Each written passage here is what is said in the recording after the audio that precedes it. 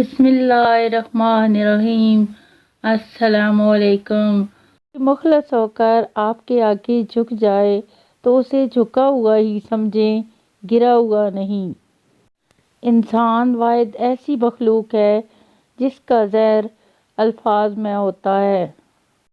ایک دن امیر المومنین حضرت علی رضی اللہ رونے لگے۔ لوگوں نے دریافت کیا کہ آپ کیوں رو رہے ہیں؟ آپ رضی اللہ نے فرمایا، میں اس لیے رو رہا ہوں کہ 7 دن سے کوئی مہمان میرے گھر نہیں آیا۔ سبحان اللہ۔ یا الہی، زندگی میں سفید پوشی، قبر میں کفن پوشی اور آخرت میں پردہ پوشی نصیب فرمانا، آمین۔ زخم چھپانا بھی ایک ہنر ہے، ورنہ یہاں ہر ایک کے ہاتھ میں نمک ہے۔ مکڑی کے جالے سے بھی زیادہ کمزور ہیں یہ دنیا کے سہارے۔ زندگی سے ضد کرنا چھوڑ دو، کچھ صلے اس جہاں کے لیے نہیں ہوتے۔